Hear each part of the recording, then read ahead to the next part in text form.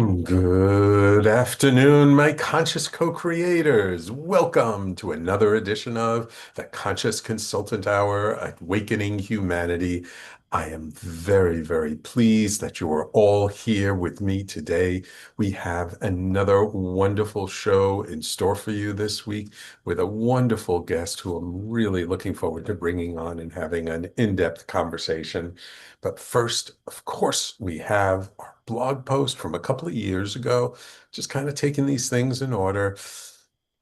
And let's get to it. So today's blog post is entitled "The Profoundness of Silence Rises Above All the Noise." There is a lot of noise in the world today. Information is coming at us at tremendous speed. Even in regular conversations, people's voices can feel loud. It seems like everywhere people are shouting at us in all different directions. The funny thing is that when others raise their voice, we actually hear them less. By everyone vying for our attention, there seems to be less attention available. So the force and veracity with which people communicate has reached a fever pitch. Yet there is something we can do about it in our own lives.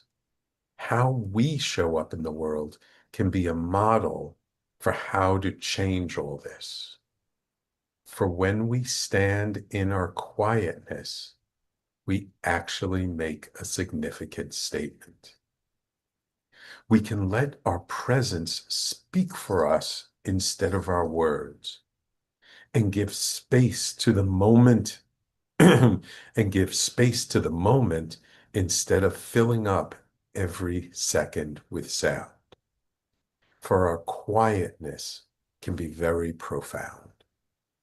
When everyone else is shouting, the person we hear the most is the one with the quietest voice, the one who bucks the trend, who has something so important to say, they almost whisper it, allowing our presence to be a quiet reminder that we do not all have to shout.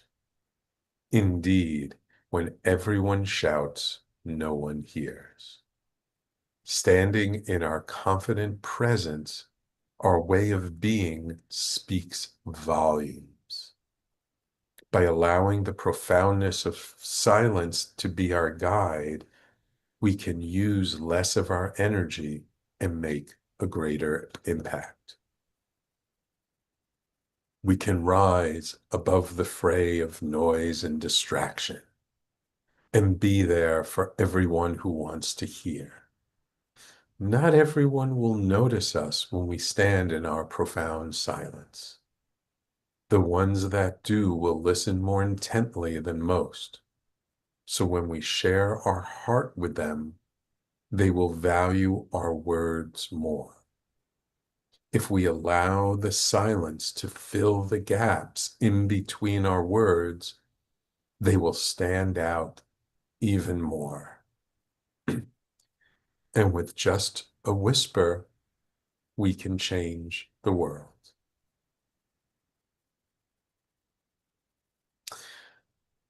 So I wrote this blog post a couple of years ago,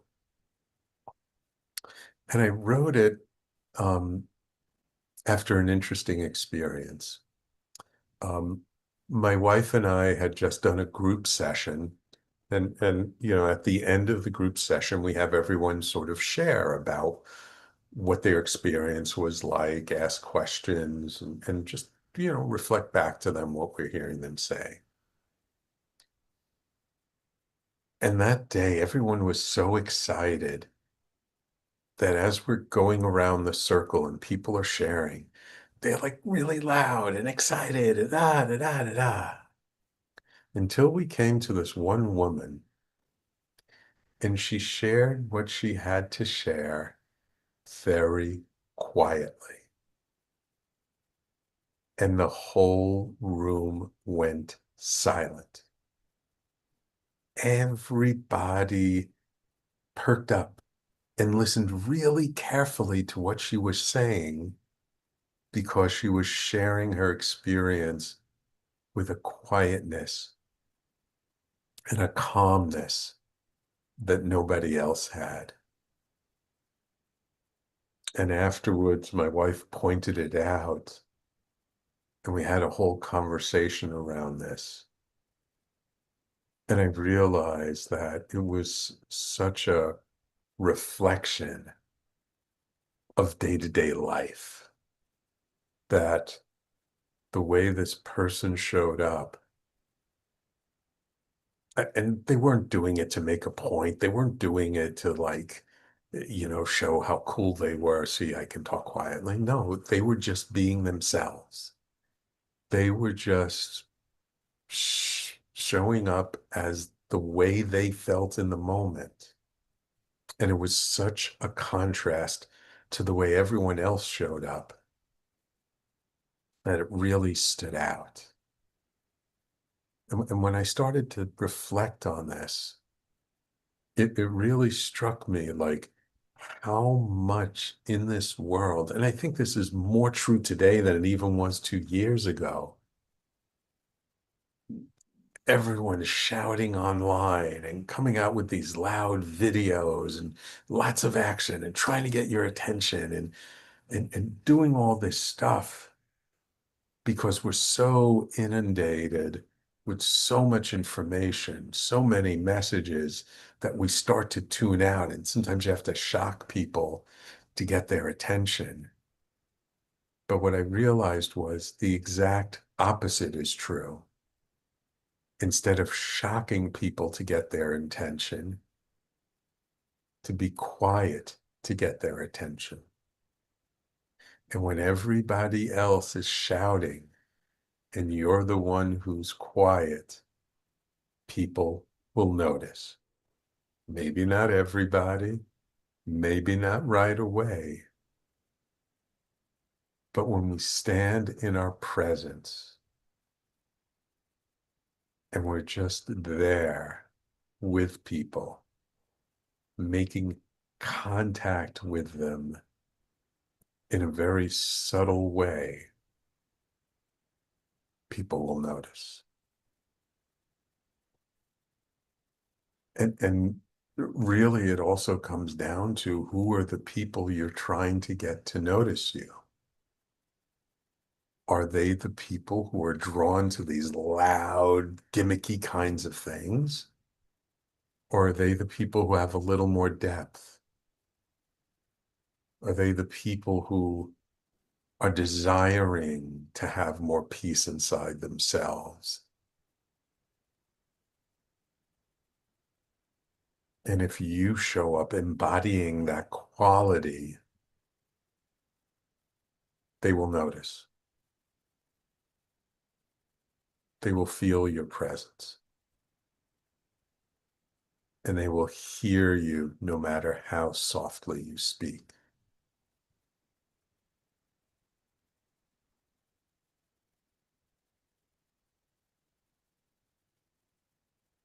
It may not make you $1 million. It may not get you millions of followers on TikTok, but you'd be surprised how many people will actually pay attention. And when we're trying to get a message out, isn't that the most important thing? Just getting people to pay attention. So that's our blog post for this week. It's the title again is The Profoundness of Silence Rises Above All the Noise. And of course, you can always find my blog post on my personally branded website, theconsciousconsultant.com. By the way, have you taken a look lately? I just totally redesigned it. If you haven't looked at it lately, go take a look. And of course, on the station's website as well at talkradio.nyc/blog. All right. Now, it is my extreme pleasure to welcome to the show intuition teacher, global retreat leader, and founder of the Intuition Academy, Atlantis Wolf. For over 15 years, Atlantis has guided more than 3,500 women in connecting to their inner compass, helping them move from limitation to freedom and form from indecision to deep self-trust. Her work centers on awakening gnosis, direct inner knowing through archetypal wisdom, embodied practice, and sacred community.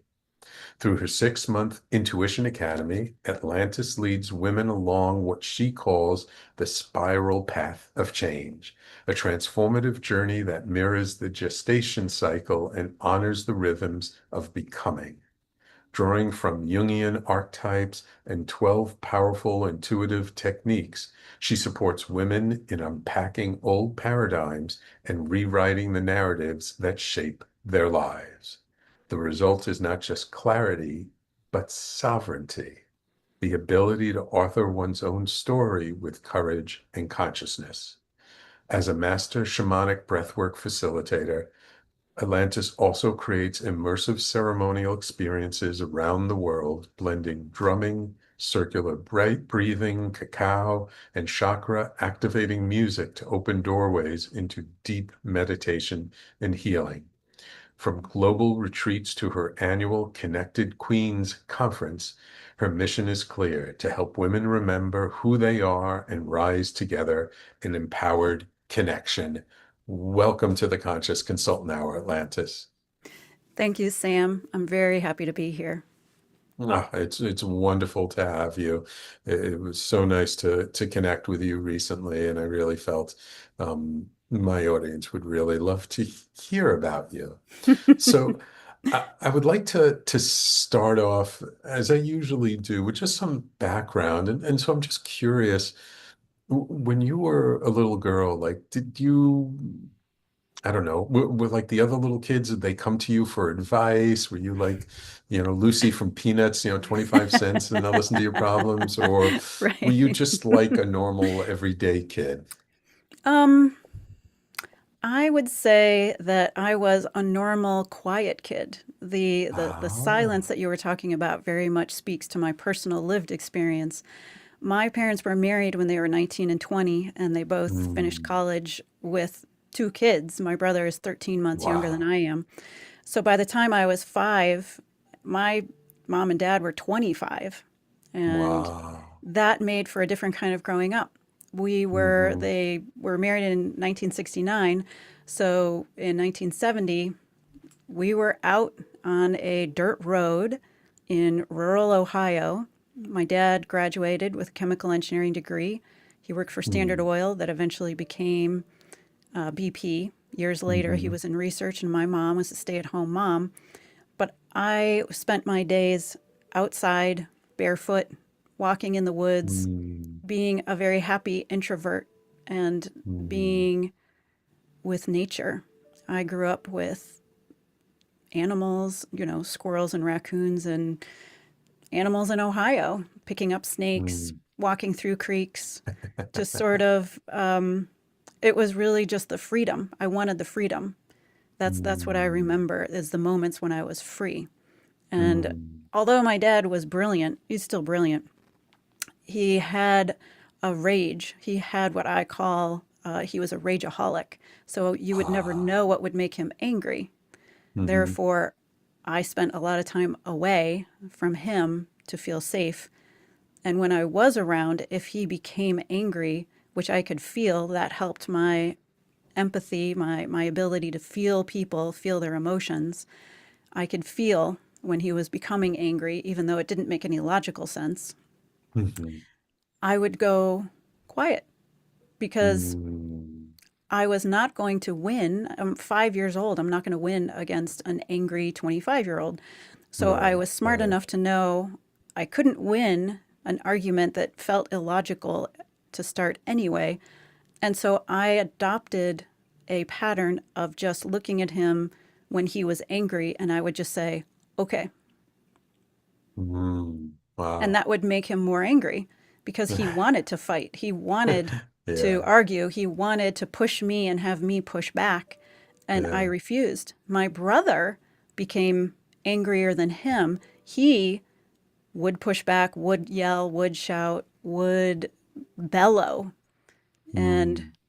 I was immovable and Mm. therefore the target because he Mm. really wanted to find. I used to think of myself as having a chest of buttons and that he was constantly trying to push the right button in order to make me angry. Wow. And Wow. so, that informs how I am as an adult. Right. Right. So, Yeah, these patterns we pick up when we're young, yeah. they actually live in us for most of our lives. And I'm aware of it as an adult. And because of it, I am sensitive. I do feel people's energy. I can feel when people are feeling more tense, more anxious, more worried, and I can help them feel safe, help them feel included, help them feel warm and invited into the circle. But what's Mm. interesting about me is I have a wonderful ability to be silent. I don't have the Mm. need to talk or to be validated or to express an opinion. I can have a thought and no one knows what it is. I can have an opinion and no one knows what my opinion is. I Mm. can hold that Mm. inside because I was brought up to hold those things inside. And I don't mean in a repressed way. I have no No. problem dancing and yelling and primal Yeah. screaming and, going out into the woods and doing jumping jacks and doing wonderfully healthy things to move emotions through my body. I'm talking about the need that observe in people where they Mhm. can't have a thought that doesn't come out their mouth. It Mm. somehow is required. I used to talk about my ex mother in law that she talked as if silence was a crime. Hmm. Yeah. Yeah. Yeah. I've met many people like that. So I started in this unusual set of circumstances, very spiritual, not knowing that I was calling it spiritual, but close to Right. nature, close Close to to nature. Yeah. the So natural what world. what kind of what sort of got you put on a spiritual path? I did not experience a big spiritual experience until I was 39 years old. So Mm. my dad said, "You're the smartest one in the family. You have to go get an engineering degree." I have an engineering degree. I wanted to have an English major, so I dual majored. I have a civil engineering Wow. degree, an English degree from Penn State, and a minor in environmental engineering. I went on to do technical writing, environmental assessments. I moved through the corporate world into business analysis and project management work until I was a project manager for Charles Schwab Retirement Services Division Wow. in their sponsor fee disclosure project, which is just Hmm. as sexy as you think it would be. Possibly the most non spiritual thing you could be doing. Right. Yeah. And my mom died. Oh. She died of cancer. Her second round, she had breast cancer and then she fell and she had cancer while she was experiencing a virus in her brain, in her cerebral spinal fluid, the fluid that circulates around your brain, down your Mm-hmm. spine, and back up. Mm-hmm. And it was a mystery. It couldn't be cured, it couldn't be found. And she slowly deteriorated over about 14 months. In that Mm. time, someone came and gave her Reiki, which I had heard about, but I'm a project manager at Charles Schwab. This is not Yeah. on my radar. This is All something I right. read in a magazine flying to San Francisco for training. Like, I couldn't Yeah. even pronounce it right. I didn't know what it was. It seemed really Mm-hmm. stupid. There was a lady there Mm-hmm. waving her hands over my mom who's clearly dying. How is that supposed to help her? How is that supposed to bring her any kind of peace? And my dad really couldn't connect with any of the spirituality at the end of my mom's life. He was trying everything like everyone does. They go Mm-hmm. the Western medicine route, and then they go the Mm-hmm. Eastern medicine route, and then they go the woo woo crazy route. And then people, that's when they reach for things. They reach Mm-hmm. for anything to keep people around them. And that's where he was. Ah. So the Reiki master was there. my dad just sort of said, you have to go and be with her. And that was his MO, to push me in front of him, human shield from Hmm. the obvious So, agony he so, was going through. so was And he the one who got the Reiki person for your mom? mhm. Wow. Okay. Because there was no end to the amount of money and resources he was trying to use. He wasn't emotionally involved, but he Ah, was very much trying to take her to the right doctors and take her to yeah, yeah. Okay. unusual people. Hmm. So, for no reason at all, other than I read it in a magazine on an airplane, I started to rub my hands together and form a ball of energy, and it worked. I could feel that there was a ball of energy in my hands, and I could feel when it had a certain amount of density, like about the size of a grapefruit. I Hmm. just sent it with my imagination and willpower, and people who are near death with a loved one can understand you do crazy things when you want Hmm. people to stay. Hmm. I didn't have a reason more than I read about it. I sent it over to her. It arrived in her chest and slowly sank in her chest the way that the sun sets on the horizon. And the Hmm. moment that it actually disappeared into her chest, the corner of her room, her bedroom, disappeared. And with my eyes open, I saw the Archangel Gabriel with two Wow. smaller angels next to him in what I would call God's glory, radiant, Hmm. golden streams of light, clouds, blue sky, with my eyes open. Wow. There was nothing else. So my first thought was Archangel Gabriel. I haven't seen him in a while. My second thought was, I don't remember his wings being that big. Now, the reason why I think it's funny is that I am, with my inner work and all of my spiritual practices for the last 16 years, aware that I'm in Archangel Michael's army. And I can Hmm. see that I would be one of those people to say, I mean, his wings are big, but they're not as big as Michael's. That's too So funny. But I but I didn't, find it yeah, interesting that you said to yourself, I haven't seen him for a while, because that implies you had seen him before. quite a bit. Yeah. Ah, yeah, yeah, With, yeah. but I had no, there was some part of me took over. Some Mm, inner knowing. It was almost like peeling back the banana peel to get to the banana. And it hmm. was like my real soul looked. Mm, And it wasn't so much my body seeing as my spirit, that I mm, like to say spirit animates form and flesh. hmm. And it was really my spirit that was seeing the archangel. Yeah, yeah, And yeah, I'm yeah. not a devout anything. It's just, I mean, I had an inner knowing. I couldn't tell you one archangel from another, but I knew with all the clarity that I Mm, possess, I knew exactly mm. what I was looking at, who I was looking at, complete clarity without Wow. any hint of maybe this isn't even happening. I skipped right over all of that and went to, oh, I haven't seen him in a while. What's going on? And Uh, so, we mhm, we're gonna take a break, but I'm just curious. Did you sure. know who the two small angels next to him were? No, because they're sort of like entourage level. Okay. They don't even have names. It's kind of, it's like having Yeah, people's dogs with them. If you're not a yeah. dog person, you don't ask what their name is. All right. All right, cool. All right, let's hold it for a moment. We're going to take a Sure. break. And when we come back, let's talk about what happened after this experience, then how things develop from there, okay? Great. Wonderful. So everybody, please stay tuned. You're listening to the Conscious Consultant Hour, Awakening Humanity. We do this every Wednesday now, 12 noon to 1 p.m. Eastern Time, right here on talkradio.nyc and all over social media. And we'll be right back with our guest, Atlantis Wolf, in just a moment. Are you a conscious co creator? Are you on a quest to raise your vibration and your consciousness? I'm Sam Leibowitz, your conscious consultant, and on my show, The Conscious Consultant Hour Awakening Humanity, we will touch upon all these topics and more. Listen live at our new time on Thursdays at 12 noon Eastern Time. That's The Conscious Consultant Hour Awakening Humanity, Thursdays 12 noon on talkradio.nyc.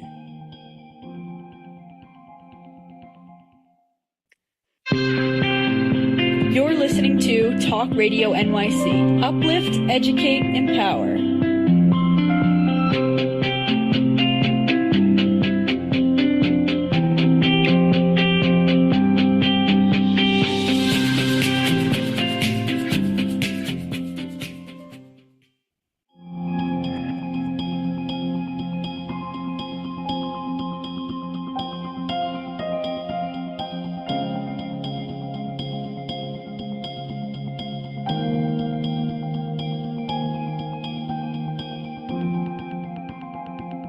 And welcome back to the Conscious Consultant Hour Awakening Humanity. So Atlantis, Hmm. you you saw Archangel Gabriel in the hospital room with your mom lying No, in there. her bedroom at home. Oh, it was in her bedroom at home. What happened to your mom after that? Um, the Reiki master, my mom became very agitated. She was sort of moving, like she wanted to say something, but she lost the ability to talk months ago. And Um, maybe she recognized the archangel. I don't really know. But mm. the person who was doing Reiki said, hold her Oh, ankles the person who was because doing Reiki was in the room at the time when you saw Gabriel. mhm. Got it. Okay. She saw nothing, by the way. Interesting. Yeah. Okay. But she said, hold her ankles. And that kind of broke the spell in the sense of it all disappeared Uh, um, instantly. But when I went to hold her feet, my experience was I could feel a presence fly over my head and my hair actually moved forward. And I saw oh, his wings and then he disappeared. I've never seen him since. I've never seen another. mm, I saw Michael, but that was the first time I ever saw an archangel and in real life. So I held her ankles. She became calm. There was a moment where she was kind of scratching at her heart, and what I saw was an opening. It looked like there was smoke, almost like a ribbon of smoke coming out, and mm, I was really irritated with the Reiki person who sort of just seemed to not really know what she was doing. mm. And she'd been doing it for 20 years and told my dad she was an expert. Ha, And I said, can't you see like the little pot that's open that's clay with this? And she said, no. I said, mm, oh my God. Okay. What are we paying for here? But mm, she said that she saw my mom like on a train or something like that. And everything inside of me said, that is just bologna sandwiches. It's not true. But it was the end. I didn't tell anybody. I didn't tell my therapist. I certainly didn't tell my dad. I didn't tell anyone. I was separated from my husband. I didn't tell my kids. I didn't tell anybody for mm, years afterwards about what happened because I didn't know mm, what to do. I didn't know what to mhm, do with that information. People would say, how do you feel about that? I don't know. I have to go to work. I have to go to work. mm, I need to make sandwiches mm, for my kids. I need to wash mhm, clothes. I need to come back. My mom is still dying. There's no time to mm, process this. So a mm. week later, I wake up in the middle of the night and it feels like I'm inside a ball of light, a giant ball that takes up the size of my room. And then there's a tiny ball next to me on the pillow. I look around at the ball of energy. I look around at the tiny ball and I say, oh, hi, Mom. It's good to see you. And I hear my mom's voice say, I'm giving you all my power. And I said, Wow. okay. And then I went back to sleep. Wow. 2 days later, she died. And she Mm, waited because when people die, everyone who is in death care will tell you people die from their feet up to their head. So they can't, you can touch them and squeeze their feet oh, and there's no reaction. You could put a needle in their toes and there's no reaction and it huh. goes up. So we know that she was actively dying and she waited for me to Oh, get there. I couldn't get there. I was at work. I was working oh, 10-hour days and I had the kids and whatever. I mhm, came, I sat next to her. She hadn't opened her eyes in weeks, and mm, she had beautiful eyes. Her dad had green eyes. Her mom had very dark, almost black eyes, and she had copper Mm, colored eyes. And mm, so I held her hand. She opened her eyes and looked at me. And she had, again, in the death care, they call it the death breath. It's your last mm, exhale when you just mm, release everything that's in your lungs. And it's mm, quite a loud, it can be a loud sound. It can sound surprisingly like a canyon, like the mm. sound you would imagine that an opera singer would sing, because it's one last gasp, just like the first inhale, the last exhale is big. Mm, And she mm, wasn't looking at me exactly. She was looking over my shoulder. And I could see, because I was looking in her eyes, that sort of cloudy and partly cloudy and blue sky and that celestial realm. She saw it, and I saw it in her eyes. oh, And at the interesting. moment that she died, she came into my body. And because she Mm, hadn't been able to talk for about 9 months, she started talking to me about everything that she wanted to tell me. She didn't like the nurse my dad had. She didn't like the way that my dad dressed her. She didn't like the food she mm. was eating. She didn't like this, that, and the other. And it was like, pop, pop, pop, pop, pop, pop, pop, pop, pop. And I thought, I need to get out of here. My mom and I used to say we were one soul in two bodies. Ah, And I drove home. It takes about half an hour to drive from that house on the dirt road to my suburban house closer to the city in Cleveland. And she just talked nonstop, nonstop. And I thought ah, this is going to be a ah. little interesting. It's like having an elephant move into your living room. But when I stepped out of the car, I said, I miss you more than I can say, but I don't think it's supposed to be like this. I think, and I felt this pressure in my right ear and this movement of my hair, and she left, Mm, and I never felt it again, wow, because wow. that's not natural. I mean, we are Yeah, angel twins. We are very deeply connected, but it's not natural for her to stay, for her spirit to stay in my body.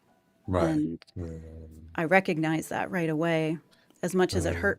it hurt so much. And then I didn't feel anything for several years because it was just too much.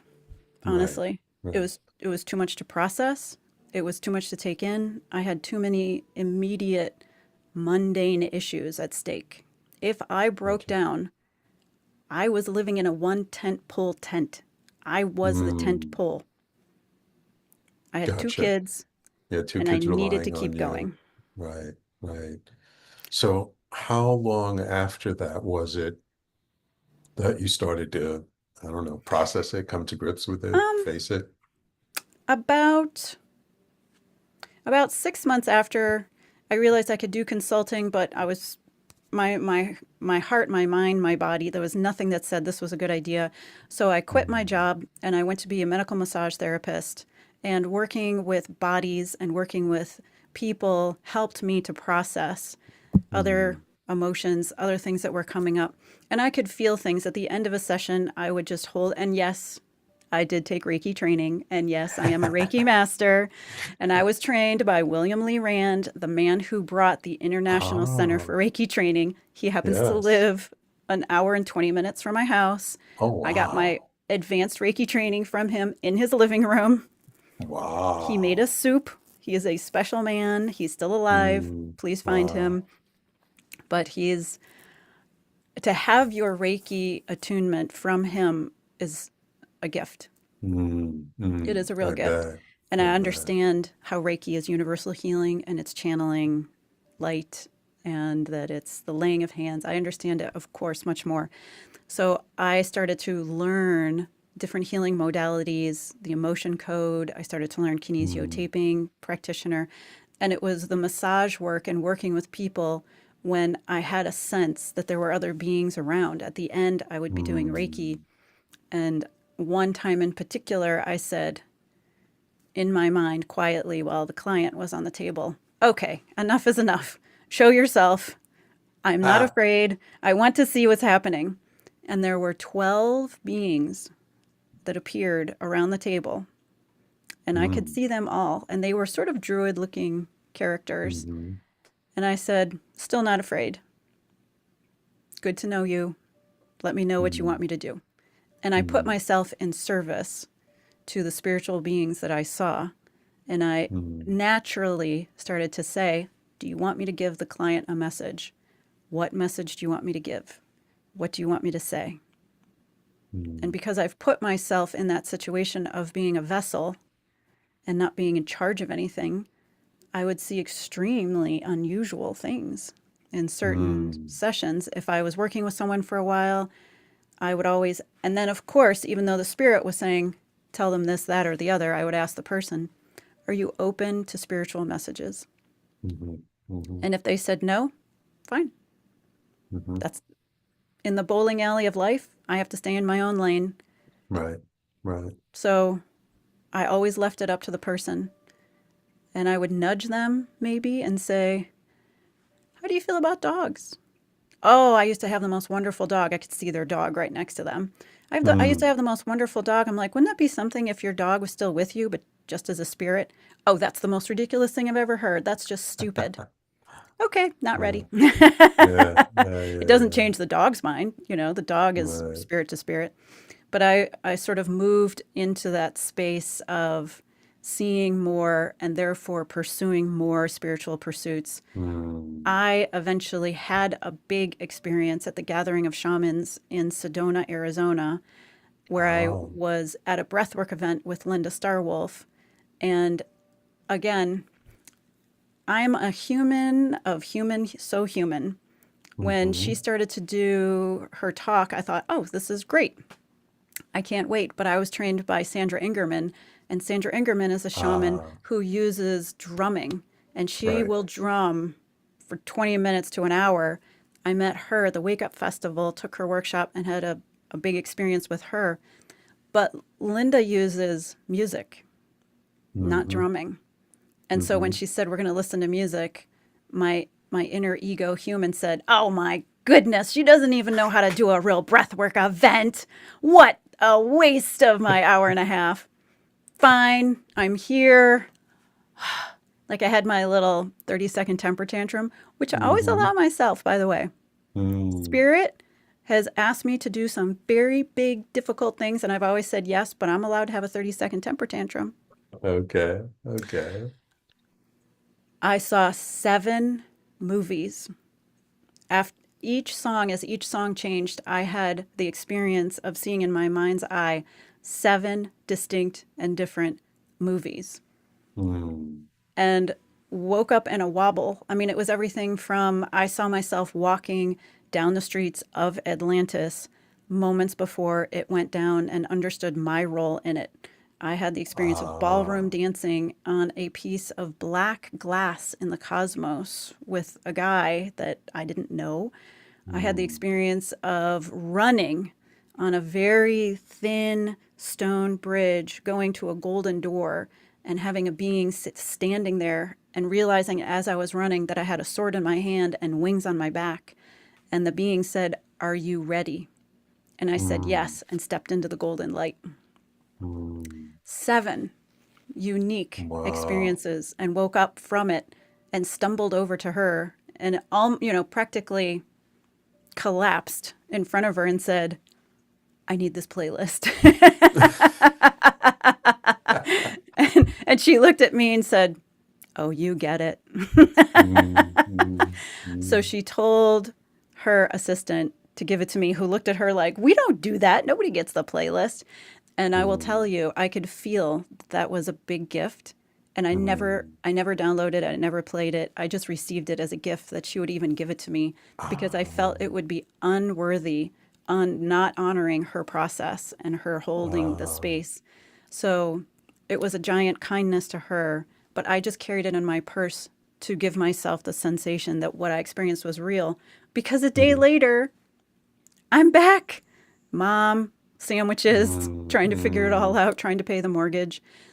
But I Right. signed up and started studying with her and became a student of hers, did my master shamanic breathwork training with her, went Mm, to Mexico with her, led her book project. When I was doing book projects, I was the COO of a boutique publishing company. I led her no. and took care of all the authors, the writing coaching for her book project. So Mm-hmm. many lessons learned, Mm, and I never stopped learning. Once I became a massage therapist, I was learning and mhm, learning and learning.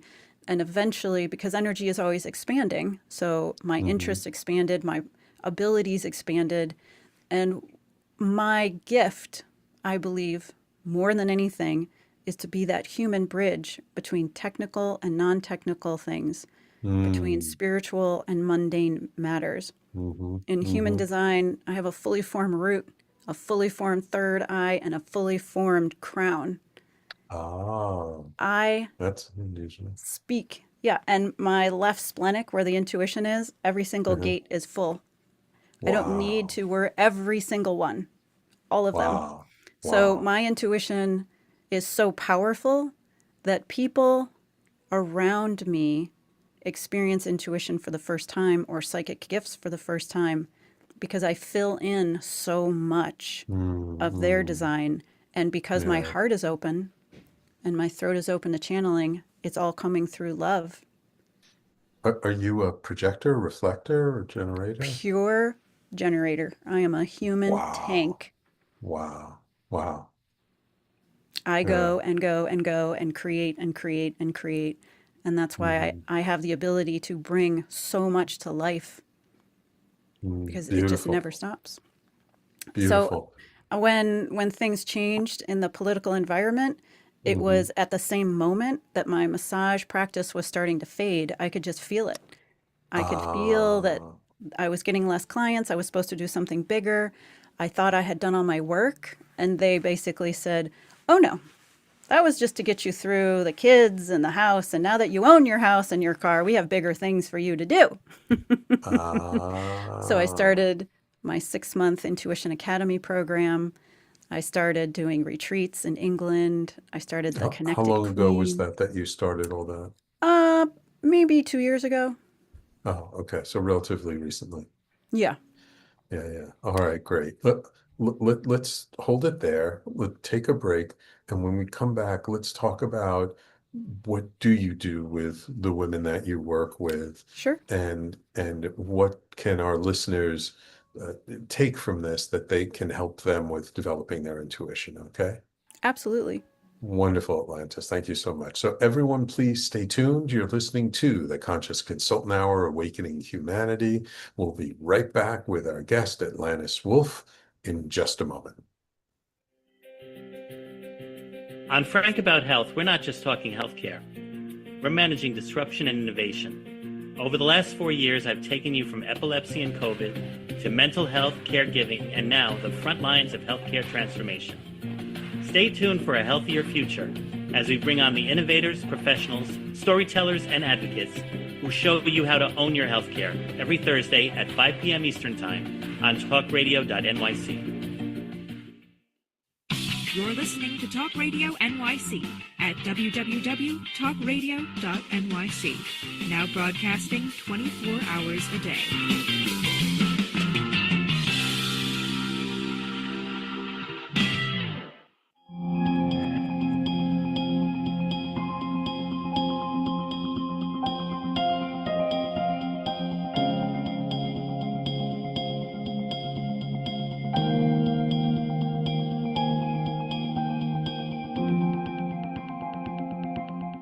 And welcome back.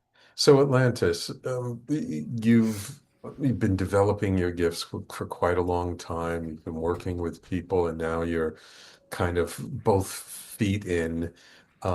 What do you do with the people who are attracted to work with you? What do you do for them? What changes have you seen in the people who come to work with you? Um, I like to help people dream bigger. That's one of the things Mm, that I do. I'm basically taking them through the shamanic process of change. So we mm, change when we want something, we change in the same way that we gestate. We gestate an idea, mhm, water, the element of water and dreaming, and then we start to move that into the reality, the element of mm, earth and birthing our dream. And then we mm, hit fire, the ring of fire, which is the mm, resistance to what is keeping us back from moving into that new identity. And then we mm, move into air. So we take our first breath in that new identity, that new changed place. And that is also in the spirit world. So I take people through that change either in a week long or a 6-month program. But because people often want to know, where do I start? I teach something called the confident pause. And it's very Mm. simple, and it has 3 steps: clear, Mhm. connect, and query. So Mm. we were talking about the noise. Mm. One of the ways to bring yourself into your own lived experience and to tune out the noise is to Mhm. clear with holotropic breathing, in through your Mm. nose and out through your Mhm. mouth, and then pause. You breathe in a little and you breathe out a lot, and then you feel your Ah. body, and you do it 3 times. So it's not counting, it's noticing. We often are living in the top 20% of our lungs. You can think of it as puppy breaths, just, we're worried about everything and we're running and running. So I Right. don't like to Right. tell people to take a deep breath, because what they really need is to take a big exhale. But you started with Ah. breathe in a little and try to breathe out a lot.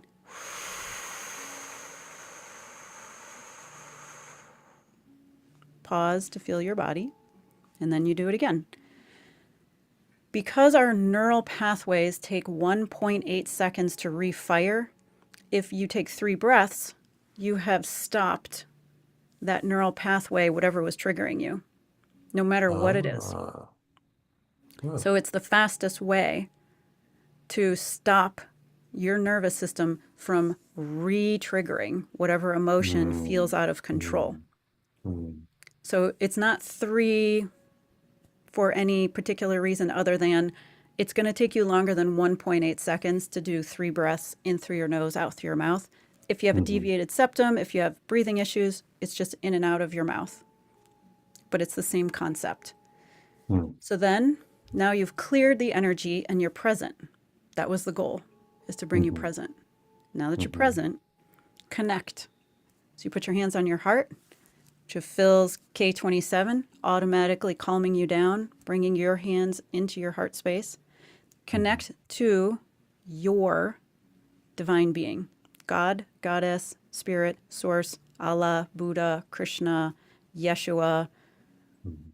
Isis, Hathor, Sekhmet, the ghost of Elvis Presley, whatever is holy and sacred to you, you Mhm. allow that being to completely envelop you, Mhm. body, mind, and soul, until you feel saturated and comforted in that divine presence. When you feel completely saturated with your divine being of choice, you ask a simple question: how can I take one step forward through this challenge? Mm. The reason why you say how is because it engages every good part of your brain. It assumes there is a path forward. It assumes you have the answer. And it assumes with patience and silence, you will get an answer. Now, I've worked with over 3,500 people, men and women. Everyone gets an answer, Mm. because all the Mm. answers are inside of us, but we're looking for the answer outside of us. Mm. That's We true. are True. conditioned to say, it's raining out, I guess I'm having a bad day. Oh, Mm. it's Monday, I've Mm. got a case of the Yeah. Mondays. Yeah. Oh, somebody cut in front of me, my whole day is ruined. Disaster mind. Mm. But Mhm. we have the choice. And what I like to say is, when you're having a thought, you have 2 choices.